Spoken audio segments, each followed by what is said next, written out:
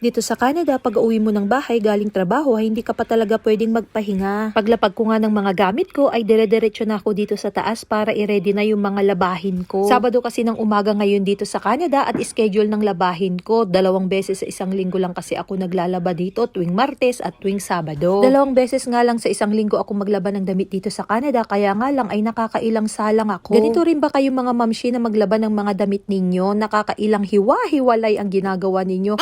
Ayan yung mga sobrang itim na mga damit, yung mga semi-decolor, hinihiwalay ko rin. Tapos yung mga puti, nakakatatlong hiwalay ako. Kaya minsan guys, 3 o 4 na beses ang salang ko sa washing machine. At sobrang mahal pa naman ng kuryente at tubig dito sa Canada. Alam nyo ba guys, yung mga tubig na nakonsume ninyo, tapos yung mga tubig na wastewater na naitapon ninyo, ay may mga charge din yun kapag kababasahin mo yung mga resibo dito sa Canada. Ay naku guys, maluloka ka sa mga charge sa amin dito sa tubig. Habang nakasalang yung mga labahin natin sa taas ay nandito na naman tayo sa baba para magluto ng ating ulam. Makapagtimpla nga muna tayo ng kape at kumain ng tinapay bago tayo tuluyang magluto ng ulam. Alam niyo naman guys na dito sa Canada ay hindi talaga muna tayo pwedeng matulog hanggat hindi pa tayo nakakaluto ng ulam na kakainin ng ating mga kasama dito sa bahay. At nang makapagkape na nga tayo ay nag-init na nga rin tayo ng mantika para maprito na nga rin natin itong mga talong. Alam niyo ba guys na ang lulutuin natin ngayong araw ay ang binagoongan na may gata. First time ko nga rin magluto ng ganitong binagoongan na may gata dahil nga kadalasan ang niluluto kong binagoongan ay yung Pangasinan style na luto. At nang maprito na nga natin ang ating mga talong ay ilalagay na nga rin natin sa kawali yung ating mga karne. Alam nyo ba guys na yung mga karne ay napakuluan ko na nga yan para maalis yung kanyang bula-bula at yung mga taba-taba. Ibabrown lang natin ito ng konti sa kawali para lumabas yung lasa ng ating karne at saka rin natin ito igigisa. At nang okay na nga yung ating karne ay ilalagay na nga rin natin yung ating sibuyas. Igigisa-gisa lang natin ito ng konti at hanggang lumabas yung kanyang aroma at saka ilalagay na nga rin natin itong bawang. At nang magisa-gisa na nga natin ang ating bawang at sibuyas ay ilalagay na nga rin natin itong kamatis. Ayan, parehas din guys at gigisa-gisahin lang natin ito ng mabuti at saka ilalagay din natin yung ating alamang, yung ating bagoong alamang.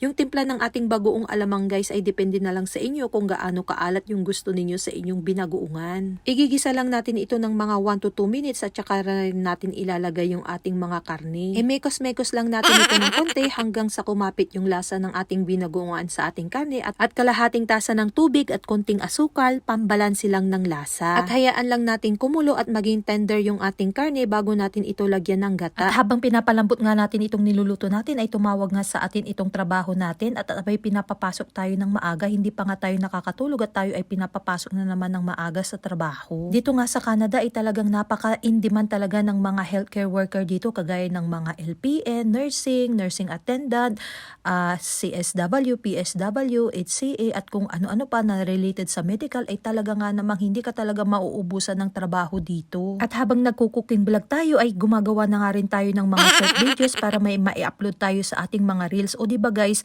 talagang walang sayang ang bawat segundo natin dito sa Canada dahil gagawan na natin ito ng paraan para may magawa tayo, para may pang-upload tayo sa ating mga reels. At nang malambot na nga yung ating nilulutong karne ay lalagyan na nga rin natin ito ng paminta at ng gata. So ayan guys, isang latang gata lang yung inilagay natin dito.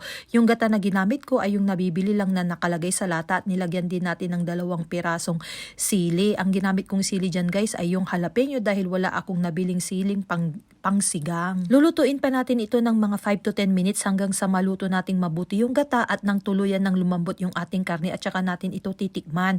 Sa tingin ko guys ay okay na sa akin yung lasa at ayan ilalagay na nga rin natin yung ating mga napritong talong. At sobrang lapot at nagmamantika talaga yung ating nilutong binagoongan na baboy na may gata guys. So ayan, kakain na nga rin tayo at nang makatulog na rin tayo guys dahil alam nyo naman na maaga ang pasok natin mamayang gabi. At syempre hindi rin magpapahuli ang nanay ko sa pagkain dahil paborito niya ang mga ganitong ulam. O siya guys, dito na natin tatapusin yung video natin ngayong araw. Baka hindi ka pa nakakapag-follow sa ating Facebook page, i-check mo na yan at i-follow ang ating Facebook page, like and share at maraming salamat sa lahat guys.